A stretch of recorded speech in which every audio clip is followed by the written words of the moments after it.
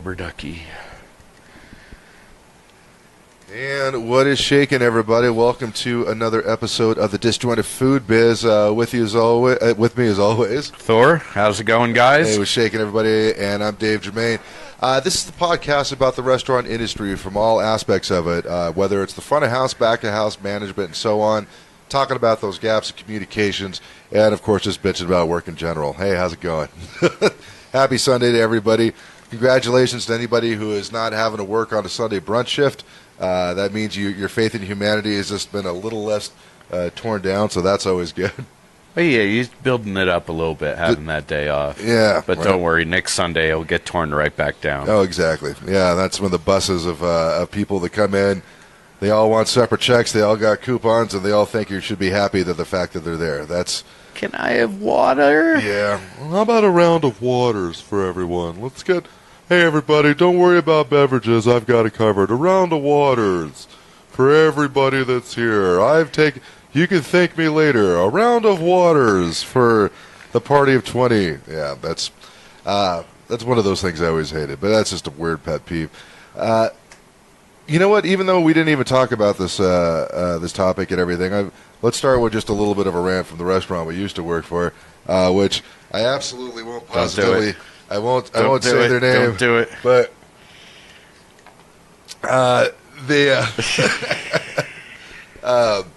coupons. Coupon. The coupons. The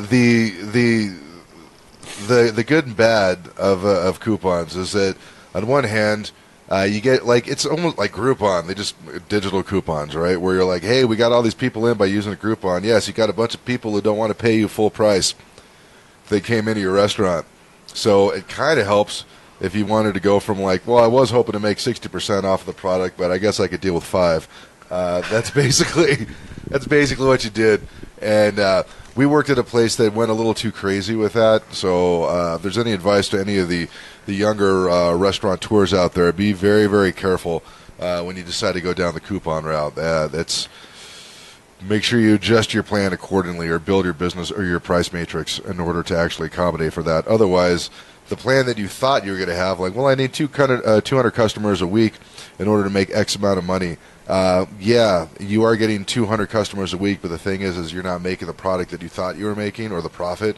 And as a result, you'll have a bunch of people. You'll be in those rare cases when you're busy, there's money coming in, but you're still going out of business. All right, so taking in the coupons, yes, I completely agree. But same token, it depends on your product. Yep. Depends on how much you do it. If you coupon all the time, try stop couponing for a week or two and see what happens. Right. All right. And yes, there's a huge point to making, 100% and then couponing, making 45%. But if you're getting new people in there, maybe that's worth it. Right. Okay. Now, for a business person to do it, sparingly, it's not something you do all the time. Right. So I think that is the huge key. I've said it before in the restaurants and now the restaurants, it's not something everybody do. I mean, when was the last time a car dealership had buy one, get one free? Right.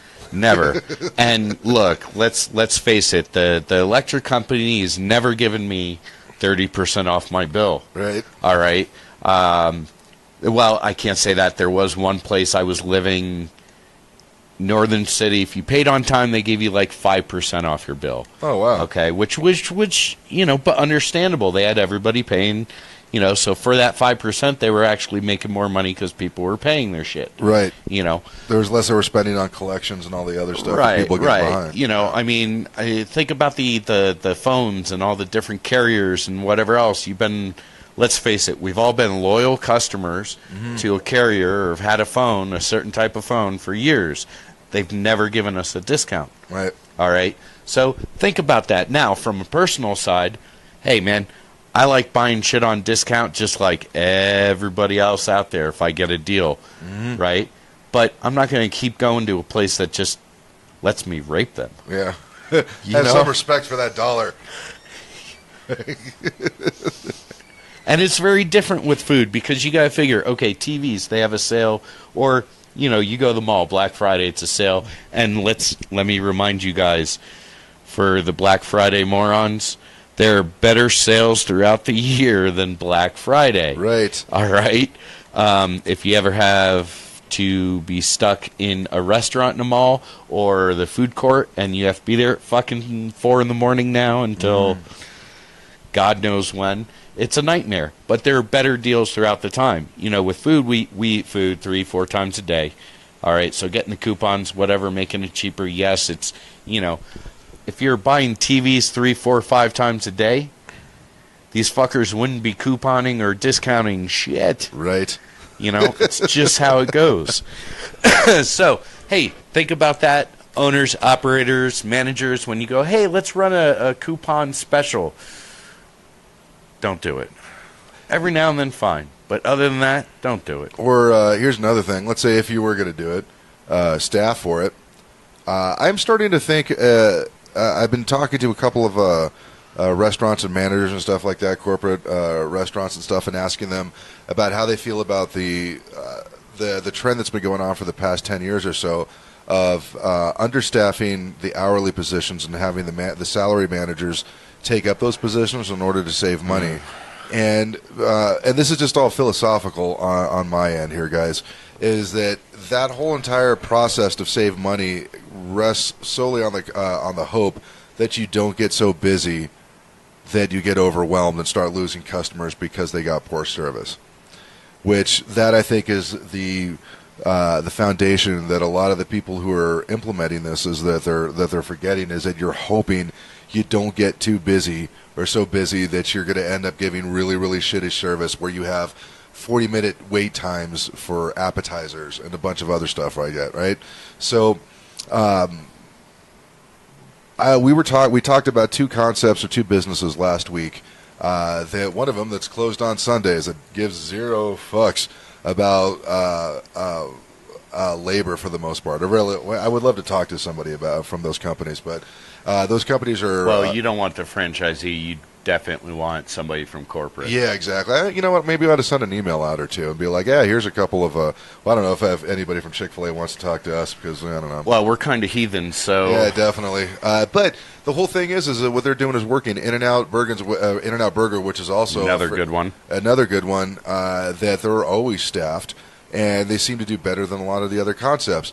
So I think a new idea might be coming out and like, well, we got to staff for volume. Yeah, volume is when we unlock the door in the morning until volume stops when we lock the door in the evening. Absolutely. Because what those guys have done, regardless is that no matter what time of day that you come in, your service is always going to be the same. Your quality is always going to be the same because they're making a quality product and they're investing the money and making sure. By the way, just because if they're not super busy, that doesn't. You know what you could do with that staff? You have them do detail cleaning and a bunch of other stuff to stay busy, right? So that way you're not skimping on just the overall experience. Absolutely. So.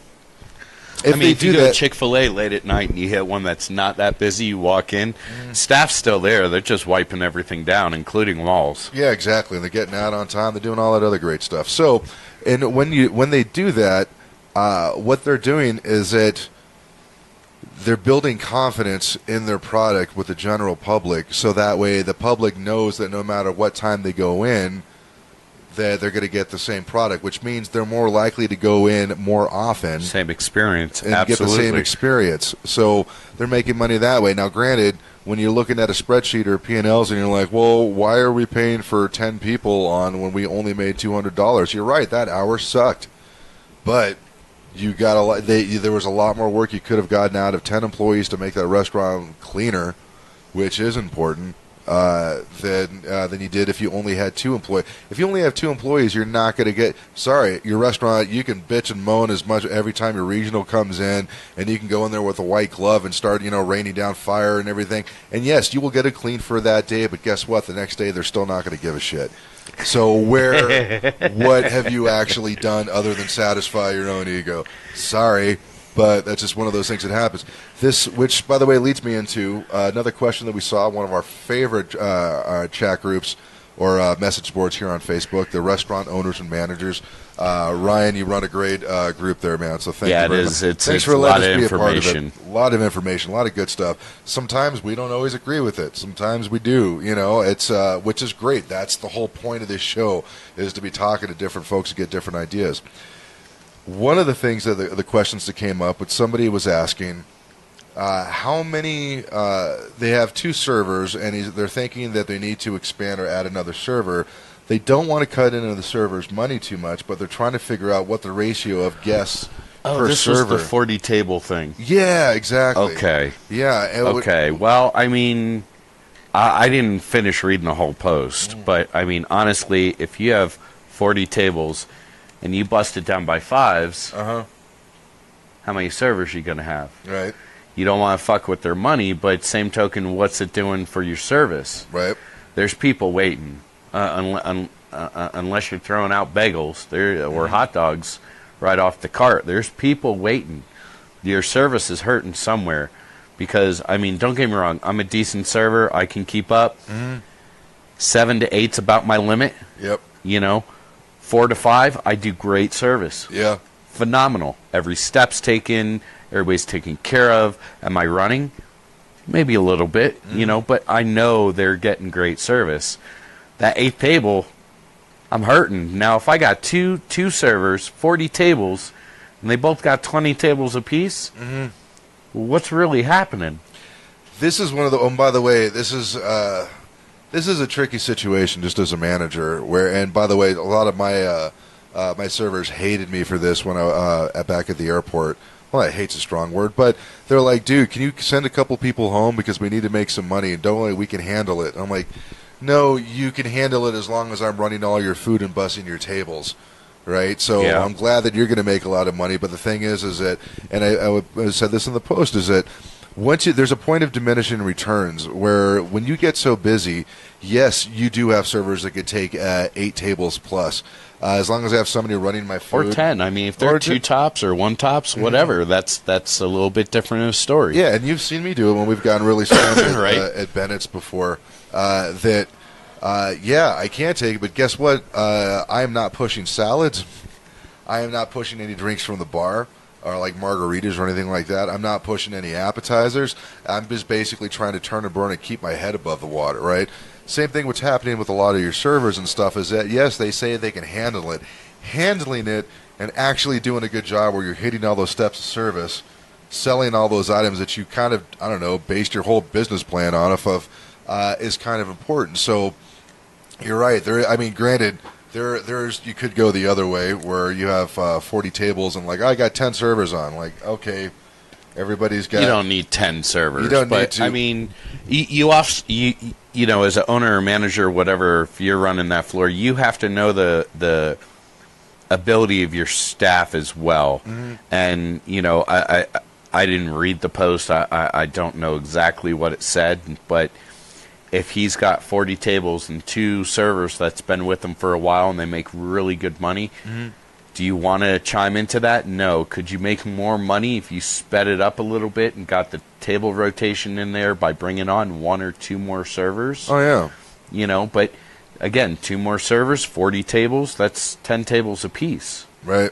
Are you busy enough to keep them, or are half of those tables empty and you only have 2 servers? Yeah, and that's are they keeping a 3-table rotation and they have all these empty tables? I mean, I didn't read it. I don't know the situation, but you got to think about the guests, the experience, the product, and I don't mean the product of the food. I mean the quality and the service product. Yeah, the whole evening in general, and that was. There is an idea that a lot of folks, let's say, I think that if you want to keep the quality of service because you like these 2 servers and you know they do a really good job, but when they start getting overwhelmed and they start losing money and all this stuff, right? Work? Are they getting repeat business because did they get the experience that you wanted to provide? Here's a way I think, aside from putting or on if more, you're stagnant, right? Or let's say, what if I was thinking of adding that it's not a front of house position, it's not quite a back of house position, but that is the expo and the food runner. Expo and food runner is huge, and I know a lot of places, you know, they only do it throughout their rush times. Right. And then they're like, how do I pay them? Well, they give them fucking dirt minimum wage and take tips from the servers. Yeah, which does not... It's not effective. You know, and from back in the day, I mean, if I had food runners when I was serving, I'd throw them, you know, $10-20 every night. They loved me for it. Right. You know?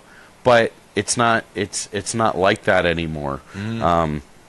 Hasn't been like that in quite some time. That was ending right when I was starting in the 90s, I think, is the idea of a runner. You know, pay him a decent wage. Give him a free dinner. Don't let him eat steak, but hey, you can have a burger or chicken or something, you know? Right. I mean, that's fair for anybody in a fucking restaurant position. Pay him a decent wage. They're running food. You know, they don't have to clean up a whole lot. You know, as long as they're getting the food out to the guests hot and taking care of whatever, you know, that's all they need. Dipping into a server's income that's where the essential failure of that position went away. Like, well, but there are some places, you know, you hit casinos or an all you can eat place, and maybe the server's making $500, $2,000 a night. You know, and then it makes sense. Hey, man, here's $20. Thanks a lot for all your help. Whatever, probably still happens. Right. But majority of your restaurants, you're only making $80 to $150 per shift. Right. Majority of the restaurants, and I mean that is I don't care if you're working at Olive Garden, Longhorn, Outback, you know, a blue collar dining experience.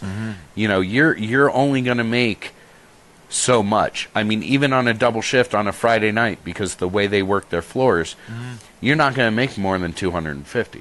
Yeah. Now, at a casino, people throwing you chips, all you can eats, depending on the type of place it is, whether, you know, it's Golden Corral, you're probably not going to make, you know, a whole lot. But if you have like an all-you-can-eat sushi place or you know, a higher-end all-you-can-eat house, all-you-can-eat shrimp and stuff like that, you're probably going to make pretty good money, you know, if there's a service style involved to it. You know, I know one place down the road does an all-you-can-eat. Supposedly, servers walk out of there with about $1,000 every night that they do it. Holy shit. And that's huge money. Right. So if you're making that kind of money, throw in a food runner fucking 10, 20, 30, $40 is nothing. Yeah, well, you know, it's kind of weird. Even I mean, a good way to probably approach the staff, it was like, all right, we're having a hard time. Like, I could either do we could either add more staff to the floor, which nobody's going to want to have. Nobody ever wants to, because they're like, oh, that's my money. Right. So I'm like, hey, would it be worth it? Do you think if you guys threw in you know, a chunk of cash and stuff like that? Right. I'll pay. This is how much I can't go. This is my, because you can't pay like an expo or runner the same amount as your kitchen, because that's going to cause a massive. Oh no. So like, listen, this is how much I could pay this guy. If you guys, can you throw? Is it worth it to you if you gave this extra help? And I'll make sure that you have somebody that's going to friggin' really well. Really and from an hourly, they're not going to understand it. They're going to be like, well, what the fuck? Why do I have to give them money? Because, you know, and let's face it, as an hourly, and even as an owner operator, the bigger picture is missing from a lot of people. Yeah, that was always the toughest thing when I figured out that how to explain that, where at least they didn't have to agree necessarily where I was coming from, but I wanted them to at least know why I was understand it. Absolutely. Understand this. It's not because I hated them and stuff. I'm like, why am I doing this? I'm like, no, because this is what happened. The last time I cut down, I did what you guys asked. Did a couple times. I started having more comps. We had like a walkout. We had this and stuff. So if you could, sales have gone down because people haven't come back in, or whatever the case may be. Yeah, like, I'm glad you guys made an extra $40 for that hour, but guess what? It cost me a lot more, and it's not worth it to me. So absolutely, find a way to make it worth it to me. Which almost sounds like I was asking for a bribe. And let's face it, if you're a restaurant and you have to comp $100 an hour, yeah. Which the restaurant that I'm working for, no, totally had to do that because I fucked up so badly last Friday. Oh. But I mean, like 2 weeks ago, there are places out there, you know, where you're just so busy that you're comping all the time. All right, and if you're comping, that means the food's made. You've already destroyed the product. Why not bring on that other person? Because your comp should go down. Your product won't be spent. You're not throwing stuff away. I mean, it's a little bit of common practice because let's face it, if I bring on a food runner instead of giving them, minimum wage, say you give them $15 an hour, a couple hours worth of work. Those 3 hours worth of work on a Friday night, when you've probably comped 3 tables, at least $50 to $80 bills, if they're 2 tops, depending on the place you're at. But if I bring on a $15 an hour guy and I don't comp shit, because the food was hot, it was double checked, it was whatever. Right. I don't know about you, but that's pretty logical to me. Yeah, I would think so, but this is it's usually the people who are in charge, who are actually running the shift, aren't the ones always making the decision. Oh no, absolutely. And there's a lot of things like in the corporate world anyway. Yeah, and it's kind of weird. Like, I could talk as much shit as I want, but unlike a lot of GMs that I've worked for, I don't have kids. I don't have a family that I got to provide for. I mean, I have a wife, which is great, but luckily she makes way more money than I do. But but there's also so for me, the idea of telling the regional to go to hell, I'm like, no, that's just all fantasy and stuff. Most of these guys, I understand why they don't do it. So as a result, the same shit keeps happening over and over again. You try to appease the regional or the VP when they come in to visit, and then nothing changes and things just keep getting worse and worse. I mean, even if you're in the private sector, you're working for a sole owner, whatever else, putting out your suggestions. And I don't think it matters if it's a corporate scenario or a smaller scenario. If something's not working, putting out a suggestion to fix that, if you put it out there, whether they want to take that advice or not is up to them. There was, I got, and by the way, this was never successful, but if I did have an idea that I would write out a plan and be like, this is what I think the issue is, this is a way of solution, and like that, a way to fix it, such and such. Can we work with something like this? Because what we're doing right now isn't working. And I would send that an email to whoever be willing to listen. Did that with Macaroni Grill, kind of did that with the last job. Done that even with a couple of places. And most of the time, they don't really respond. Absolutely not. At that point, this is one of the reasons why I love doing this podcast with you. Yeah. Because, you don't want to listen. There's a bunch of other people out there that do. And these ideas are going to get out there. And it sucks so bad seeing, Well, and that's kind of, from a management side or a DM side, especially for people that have been in the business for a while, do they know how to fix it? Yes. Is it gonna work?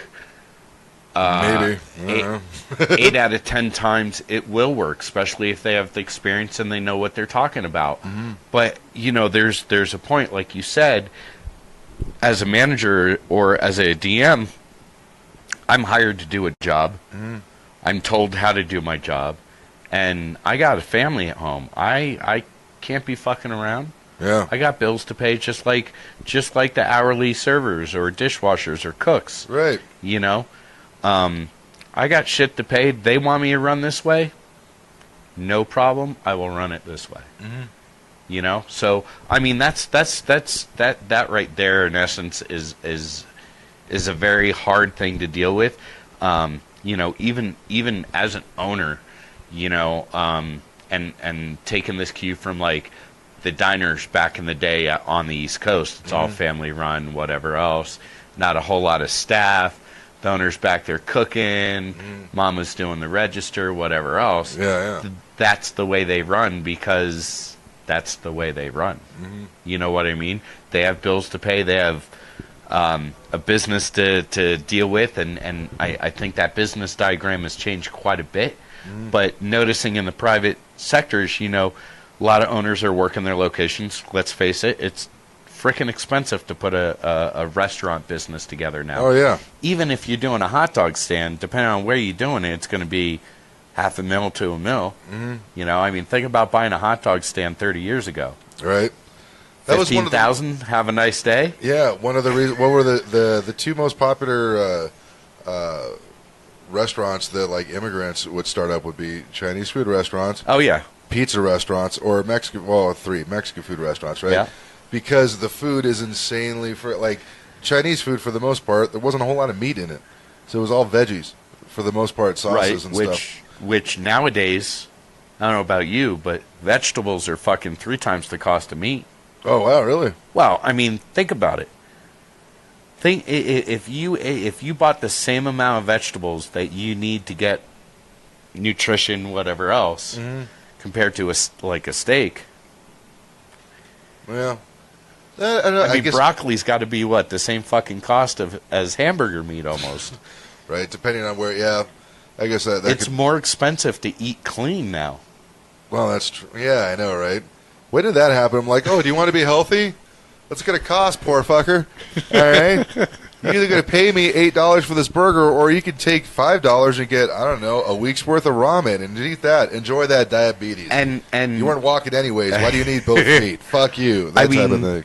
Don't get me wrong. In the States, immigration food has always been, or not immigration, immigrant food. Mm-hmm. And I don't mean that how it sounds, but Chinese, Hispanic places, Italian, yeah. You know, even falafel used to be cheap. Now, right. do they have their upscale points? Yes, absolutely. Are there some places that shouldn't do upscale? Absolutely. I mean, let's face it, if I get an upscale fucking taco with melted cheese over the top of it, I still don't want to pay because it still looks the same. Yeah, it's still a taco to me. But I mean, the cost of that is no different from running what we think is Americanized, or American version of food, like steakhouse or whatever else. I mean, diners and stuff, basically. Even pasta's jumped up, but I don't know, man. It's crazy. It really is. Even to get a food truck, because people figured out, okay, when food trucks first started out, you built it, you did your own thing, whatever else. Now there are companies that are out there making it anywhere from 100 to $500,000 to $2-3 million for a fucking food truck. That part it was kind of weird. It's because it used. Okay, I actually was people pay for it. Yeah, and I was looking for. I was a couple of years ago back in Phoenix.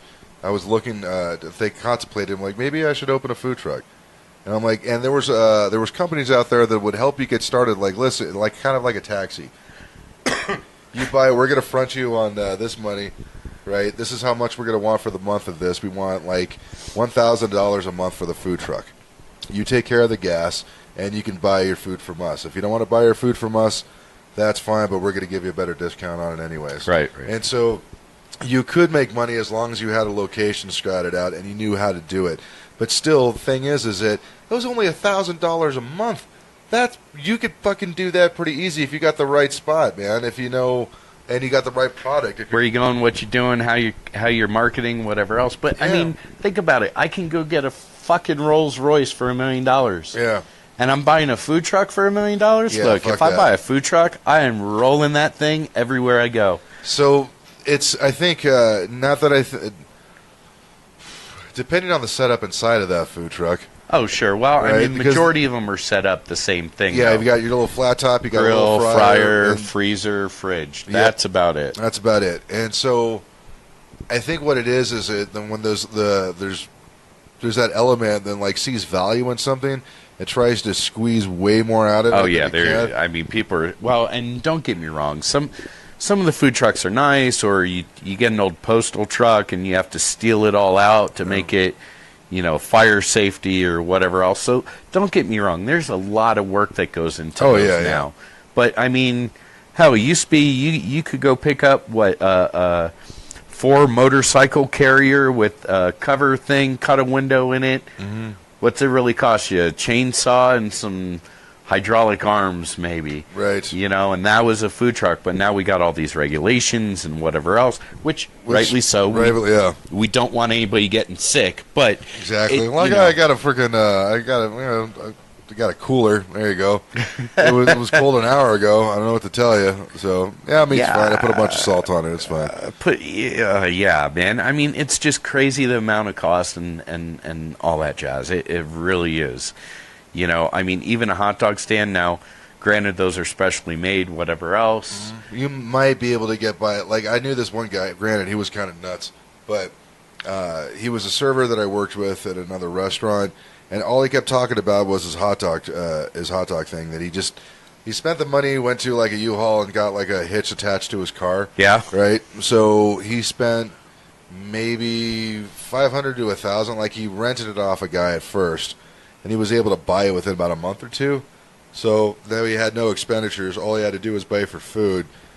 The reason why hot dogs is such an enticing thing, or pizza restaurants, all those other stuff, is because the food was relatively inexpensive. Yeah. All right. The moment you see or put Artisan on anything, keep in mind, you think you might be able to charge more for it, but you're kind of screwing yourself over, because what was so great about that food in the first place is that it was cheap and easy, right? And like somebody says, like, oh yeah, I make my own Artisan hot dogs with the highest quality meat. We're not actually using the byproducts of pig. So I'm going to charge $10 for this hot dog because it's an Artisan hot dog. Well, there's no fucking reason to eat that goddamn hot dog anymore, because I'm only paying $2 for a hot dog ever. Okay, I don't know. It's a bizarre thing. I think we kind of keep shooting ourselves in the foot when it comes to a lot of this stuff. There was another topic I wanted to bring up. This one I think was. Oh yeah, because it started out with. Okay, hold on. Oh. This is something you hit a point with me. Okay. Okay. Do you know what artisan means? Nope. Okay. More expensive. That's what it meant to me. But. Do you guys know what artisan means? Yeah. Probably not. Okay, so let me break this down for you. Artisan means made by hand, or skilled worker making something with their hands. Right. It doesn't mean it's fucking higher quality. It doesn't mean it's more expensive. It just, and honestly, look, the fucking people at Wonder Bread could put artisan on it if they got guys putting, rolls together with their hands. And of course now they have machines. They all have machines. Right. But I mean, if I got a burger in a restaurant, I could put artisan hamburger. Right, because I made it with my own hands. Because I took a ball of fucking meat and patted it out. Now everybody is on this artisan kick the last, year or two? Couple years, yeah. We get to charge more money for it. Why? Because you had somebody with their bare hands fucking making it. Oh, it's a skilled worker's craft type thing. Look, man. Grandma used to do the same thing in the fucking kitchen all the time. And let's face it, bread. Bread is my biggest fucking thing, okay? Flour, yeast, water, salt, whatever. You mix it, sits in a bowl, blows up. You knead it a little bit. And to make it artisan, they take a razor blade or a sharp knife and do like square marks on it and then bake. And you're paying more for that now. Or they put way too much egg wash in there, so that way it has a tougher freaking skin on the outside. It's just the stupidity right. of people for this thing. I mean, you think about it. Way back in the day, everything was fucking made by hand. Yeah. Everything from your damn shoes to the underwear you were wearing, if you wore underwear. And they didn't pay any more for it. But what? So we went to machines making shit. Now we're back to supposedly people making shit, and we call it artisan. Well, let me let you guys in on a little something. All right? Walmart, Sam's Club, King Soopers, even Whole Foods in certain spots. Half that shit that says artisan comes in frozen. Yep.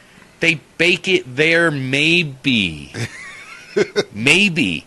And you're paying more for it like an idiot. I'm just saying. One of the things that's really interesting, where like even the term artisan, made by a skilled worker. Cool, skilled workers that you pay, that you underpay. Out of curiosity, is that a worker in a skilled trade, especially one that involves making things by hand. Right. That's it. Okay, now it has another thing: food, of food or drink, made in traditional, non-mechanized way of using high-quality ingredients. Look, the high-quality ingredient thing is new. Yeah. Let's face it. It's fucking new. All right? That's all crap. Ultimately, shit made by hand, not a machine. All right. Weirdos. That's all. what you're paying for. That's true. That's why anything that says eatery or artisan, I usually don't buy. Well, but I mean, think about it. Because if you go to other industries, all right, like art, it's all artisan. Right. But the shit's not expensive until they've been dead for 30 years. Right. So, like, if I make a sandwich and then die right afterwards, if you wait a week, it's probably... Well, I'm not eating it after a week. You don't know what killed me. It might have been the sandwich. But so... Okay, so I guess for our third topic, I don't even know what the first two was. No, that was a good point. That just... You hit it and I drilled it. Sorry. All right. Third part that we wanted to talk about was being a boss versus being a leader. Oh.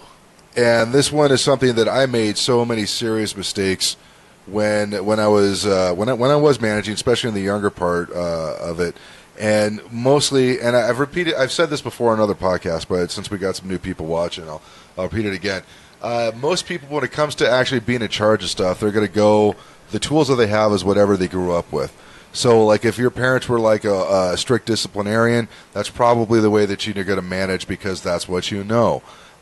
That's the way that I did when I started, and I put my foot in my mouth many times and pissed off a lot of staff that I didn't need to piss off. Probably chased away some employees that I didn't need to chase away. And because it's what I grew up with, was like, hey, this is what I'm asking you to do. This is what you need to do. Fucking do it, right? And I had one of my managers, Jim, I think it was Jim Smith that told me this. This is at Fuddruckers. He was like, all right, Dave, you're managing the way that your parents pretty much raised you, right? I'm like, right, okay. Quick question. Did your mom cook for you, make dinner for you? I'm like, yes. Okay, did you make dinner for any of the staff today? No? Okay. Did your parents pay the rent or buy a house or whatever for you to live in? I'm like, no. Yes. Okay, did you pay the rent of any of the employees that you freaking snapped at today? I'm like, no. All right, did your parents love you? You see where I'm going with this? Yeah, they did. Like, do you love any of the staff? I'm like, no, I don't. Like, all right, why the hell do you think that you deserve the same respect that your parents get that you gave to your parents? Why do you think you deserve that from your staff? You don't do any of the shit that your parents did for you. Like, you can't do it the same way. You got to find a different way. What you're doing is not working. So he was basically where I started picking up, and also from other great bosses that I had, like Bill Sandwig, who was on the show, that leading by example, right? If you want like this with Fuddruckers, I guess, is like if you want people to pay attention to the garnishes that go on the burger, then you first. You make sure that, like, notice that your food when you're on the expo line looks a lot better than anybody else's food when they're on the expo line. So you've raised the standard, and then people will start matching you, right? Little things like this, like when it comes to like service standards and stuff. Like there's a reason why I kept the pace that I did when I was working, because I was kind of hoping that usually when everybody else would get that pace too. Yeah, exactly. That's because generally the hardest working person, they're not going to try to match it, but they'll come just close enough to it, and that's all I was looking for, right? So one of the comments that came up, or one of the issues that on the message boards this week was this particular owner is noticing that they have a couple of the servers that are drinking not just a taste of wine, but probably drinking throughout the shift, and they're trying to figure out the best way to do it or how to deal with the problem, because I'm guessing what it is they like the staff, but at the same time they're starting to realize that the staff is walking all over them, which there's many, many different aspects to this particular issue, I think. Yeah, because I don't think they were an owner. I think it was a manager. It might have been okay. Somebody else was owning. But, you know, I'm going to break off. So, sure. like, leadership, and everybody says you can teach leadership. You can teach it, but that doesn't make you a leader. I think there's a human aspect that has to come into a true leader to care about their staff, whatever else. And for the most part, I mean, I think of myself as a decent leader. Yeah, you're a good leader. I always like working. But there are times, there's certain people that can't be taught or can't be led. Right. You can learn to lead, but if you don't have that humanality to it, right, you're never going to be a great leader. Right. Because ultimately something's going to happen, or there's a difference in it. Now with the comment on the board, staff drinking. Certain places, back in the day growing up in the industry, staff would drink, staff would do coke, we'd get fucking high as hell and do a service. It was very different back then. Nowadays it's a very hindered. My thing is, if you're not obliterated and you can function, and this is what I've learned from way back in the day, I got no problem. Right. The minute you can't function, that's when all hell breaks that's loose. when I have a problem. Yeah. But nowadays, like you said with your comment, if you're what was it? If you're drinking. As I said, one of the things that work, your day job and sex have in common is that if you have to get drunk to do either, chances are you're in the wrong place. Yes. Well, I don't know. Drunk Nookie's great sometimes. No, I'm saying if you have to. Like, I cannot have sex with this person unless I'm drunk. Well, then you're fucking up. That's called taking it for the team, right, buddy. Exactly. But no, a servant leader is a progressive style that promotes loyalty and growth. Yeah, that's cool. Thanks for chiming in there, James. Right on. Right.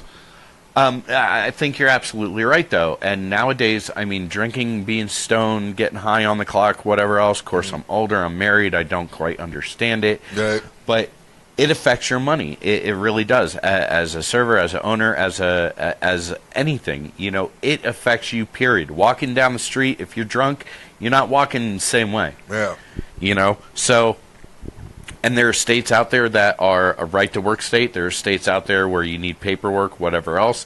But same token, if you make it a part of your handbook, which is a basic drug, alcohol usage, uniforms, workman comp stuff, sick leave, all that stuff should be in there. Right. So if they signed a paper saying, yes, I agree to, hey, you know what?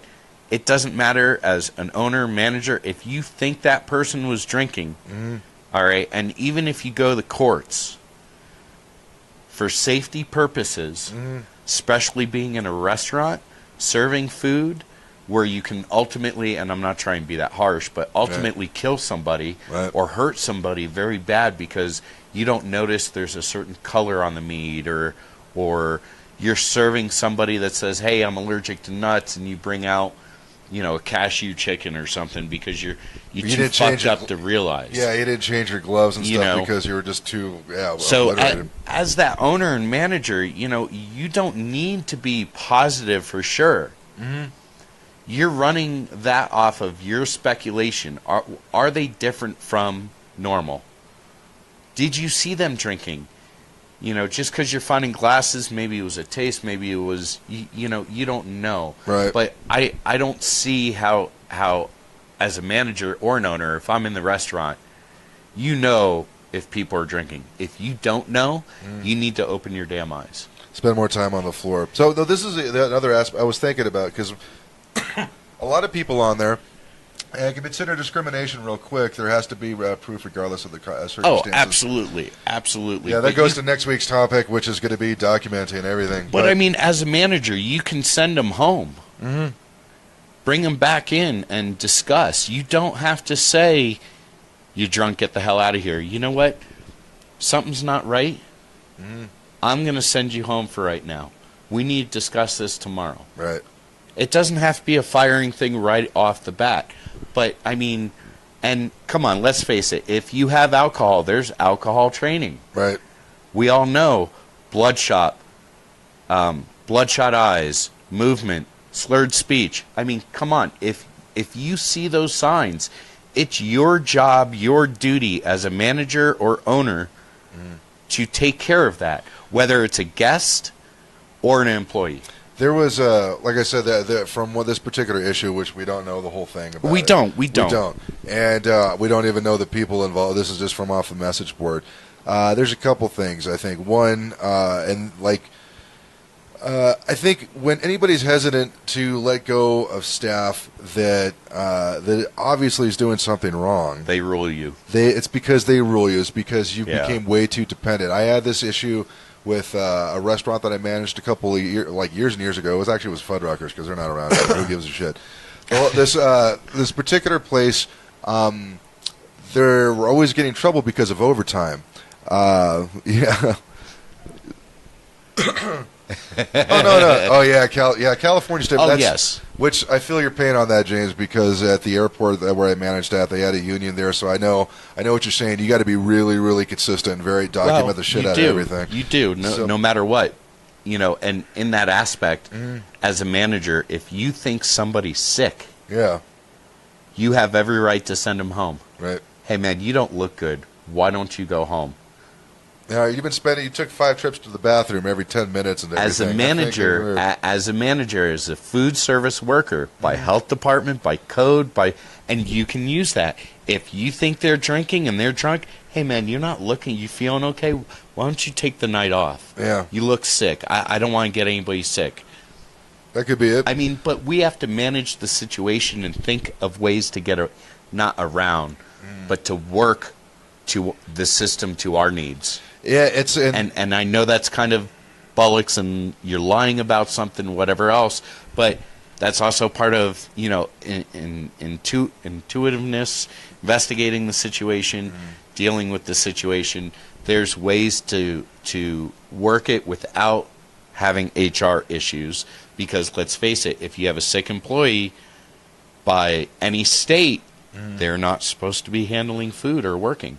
There was one of the things I learned having to work with HR departments and stuff is how to. It's tough, especially when you find that situation. And you're completely right, James. Is that absolutely you have to? I had to get really had to really train myself to not react emotionally and try to exclude as much emotion out of whatever I was doing as possible. And it sucked because I ended up working like a robot. But so going back to what I was saying as far as like the staff and when they own you, this particular restaurant, they were always getting in trouble because the 2 employees had at least 20 hours worth of overtime every week. And they were the go-to people. They were their strongest cooks. And they, for some reason, every single time a new cook would try it, they would hire a new cook. Those guys would run the cooks out of there because they didn't want anybody fucking with their overtime. Yeah. They got way too used to it. So I suggested, great, bring in 2 cooks from other restaurants that are already established that they're not going to run out of here, and cut the hours down. And cut them down to 32 because we're tired of paying them. We asked them this. They didn't help train it. And try to use a little bit of a strong arm tactic. And they didn't want to do it. And they went out of business a couple years later. Anyways. Well, and that's where write-ups and accountability and, repercussions of their actions, whatever else, will get you through. And but again, if you just ignore any problem. That's you set the new standard. That was Ken Robbins, actually, one of my first GMs. That's why I always advocated building culture, be proactive rather than reactive. Absolutely. So this is, and I agree with what you're saying. I just, there's certain terminology that I hate these days, James. Sorry, further replies. No worries. Oh, no, don't even worry. This thing is kind of set on a delay. That's just the way OBS is working. But the other one is that culture. Culture's huge. Yeah, well, it's kind of weird because I find a lot of, I feel, and this is just my own feeling, and I believe you're being sincere when you use that word, James. I think a lot of VPs use it as a punchline because they don't really give a shit about it. Yes. So one of the things that the Macaroni Grill did for the longest time is that they did the big bottle of wine that they left on the table. I think Olive Garden probably did something similar, right, for a while. For a while, yeah, right. They did. And then the reason why they stopped doing it is because they realized they were losing about 4 cases of wine a week at every store. And because they were supposed to do it on the honor system, and the servers were supposed to look out, and I mean, granted, there was a couple of guests that would pour way more than 6 ounces of wine and say like, oh, that's my one glass. Ha ha! I only pay $6 a glass now. Yeah, those people were out there. They were few and far between. But really, what the issue was is that the server, who, if the manager is stuck back working a position in the kitchen and there's nobody on the floor to watch, the server would be like, hey, how much you got? How many glasses we have? 5? Don't even worry about it. You know what? Special night for you guys. 2. I'm only putting down 2. And so they would find a way to keep making their extra bonuses and all this other stuff. So there was a whole reason when restaurants, like the whole bartender. Well, like the free bread thing. Yeah, that people would take advantage. But the whole thing is that my whole thing, when I was like, man, if only there was a position in the restaurant where you could have somebody who tends to the bar to watch all of the liquor that comes in and out, seen as the value of that particular product is way more valuable than, let's say, soda or iced tea. So... Yeah, you got a brigade of chefs in the back watching the food. But, yeah, hey, exactly. The bar... Yeah, we'll just let the servers and stuff. By the way, they're also the one who's taking money for it. I'm sure they'll be honorable about it, right? I'm a good person. So I think that was probably the other aspect of the issue via this person. Well, not paying them right as well, but yes. Well, no, I'm saying about the person on the message board because they say that the servers, they didn't really have a bartender. They kind of poured all their own wine and stuff. So it's... Well, and this manager's got an owner that they answer to, whatever else. So I don't think they had a camera system or whatever else. So I mean, there are ways to know and read. I mean, if I have to read a guess and cut off a guess from drinking, I have to be able to read my employees and cut off that employee. Yeah. There was also another. I was going to say one more little bit of advice because it sounds like I feel like I'm shitting on this person who was reaching out for they're help. Stuck in a situation that they don't know how to manage. Yeah, exactly, and it's a tough spot because it seems like a 3-prong issue. The other one is that one of the ways, and granted, I'm sure there was still leakage at the last few bars that I managed, but one of the great things that HMS Host did is that. The amount of times that we had to inventory the bar, which was twice a day, sometimes 3 times a day. So sometimes once a month. Right. Well, there's that plus the daily. No, I know, but I mean, it just depends on what counts and whatever else. Oh yeah, but this is the kicker about it is that because I had a constant eye on the inventory, and I found this worked in so many other different things, especially with food, is that. When your usage is going up. Like, I look every day, I'm like, hey, out of curiosity, you want to explain to me what happened to half a bottle of Dewar's? I'm like, what do you mean? I'm like, I only sold about 3 shots yesterday, but on Monday, I had 0.8. Now I have 0.4, and I only sold 2 shots. So somebody want to explain to me where that came from? And guess what? Nobody would say shit, but the leakage stopped. But as an experienced manager, you know what to look for. As a new manager, you may not know to pay attention to one of your most profitable items. Right. And I know most people are like, oh, food's more profitable. Bullshit. Liquor's hell of a lot more profitable than food. Right. And it's also easier to lose and stuff. Like it is. It absolutely is. Maybe they're a new manager. Maybe they don't know. Maybe new experience, new setup, whatever else. But like I said, with the team member handbook and having the HR stuff in there, the drug and alcohol, the drinking, all that jazz. If they sign books, they've agreed to. In essence, it's a contract, right? So they're and honestly, I don't know what state, including California, if somebody goes to file for unemployment or discrimination, they're drinking on the job. Yes, you need proof. Your inventory can be proof. Depending on your drug policy, you can check them for alcohol. Weight is this too, which is why it's important to have like 2 managers. Alcohol light bulbs, or you go buy a breathalyzer thing on Amazon and be like, "Hey, check it out. We're all going to try this machine today." And half the time, the idiot's going to be like, "Yeah, okay." If they go, "No, I don't want to do it," well. See, this is what. Have a nice day. So this is one of the other things I think it's kind of important and we kind of touched on it a couple of minutes ago, but setting that standard. Right? Yes. So, like, let's say if you do want to have the type of place where there's a shift, there's a wine tasting at Chef premium drink. or something like that. They're like, okay, cool. This is where the standard is. You could have this when we're not like, you know, if we were slamming busy, obviously there's not a time for a pre-meal or some shit or whatever. But the whole thing is that what's not acceptable is to be drinking. Like I was already when you push that, or if an employee pushes that, right, and say, oh, well, I didn't have a shift drink at the beginning of the meal, but at the beginning of the shift, but so in the middle of the shift, I'll just start drinking. Like, no, that's not what the standard is. So we're not going anywhere below that. The moment you do that, then you've set the new standard, and it just keeps going lower. Well, and with lower. beer and wine too, when you have them tasting, you have them taste, you know, a half an ounce. It's Right. not like they're drinking a full thing. Right. You know, if it's a shot or a liquor type thing, you know, you do a little bit in a straw, whatever. You're not giving your employees shots. Right. You know, they're tasting it. So maybe, yeah, you know. But be consistent. That's Right. really the whole thing. Yeah. Is, even with all the people, James, you had a real point as far as like when you're talking about HR, like you can't write up somebody, let's say your shittiest server who comes in drunk and sending them home, regardless, even if you have all your ducks in a row. If you didn't do that for your best server, then hell yeah, You have to be consistent yeah, with then it. You you're do. gonna have you know, that discrimination's definitely heading your way. So, but I don't know. I think we got some pretty good stuff out there today, man. I think that was hopefully. But this you is did some mention something. Oh yeah. Mission statements. Oh yeah. And culture. Let's face it. In corporations, they're bullshit. Yep. All of it.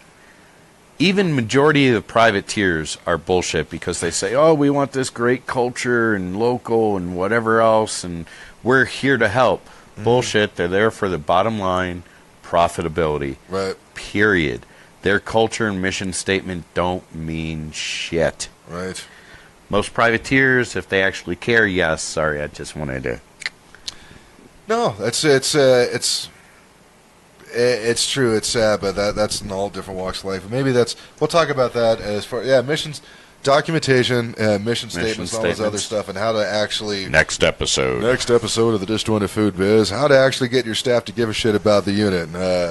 Here's a hint: starts with you. And Same food time, same food channel. exactly. Nice. James James will Madras. know. Yeah, exactly. James Madras, by the way, if anybody's listening to the audio of this on disjointedpod.com or the DFB or dfbpod.com, you know, like, why do you guys keep stopping and talking to a guy who's not here? It's because we're broadcasting this on Facebook Live. And James Madras, who has actually been nice enough to kind of be watching along and take part of the show, that was great, which is great, man. Thank you so much. If you guys want to take part in the show next time, too, Chime in, man. Yeah, follow us at on Facebook, the Disjointed Food Biz. That's where you get updates about all that stuff. Send me a friend request. We'll do all that cool stuff. really? Man. Why? You're an ass. Yeah, that is true. Friend request is a strong term. Just a request. How's that? That works pretty good. I'm only joking. Like, share, comment, join the page. Yeah, dude. If you, by the way, share this on. Obviously, the shares are great for us, but. If you have other managers and stuff at the other place you used to work with, man, share Food this pages. episode. Food pages.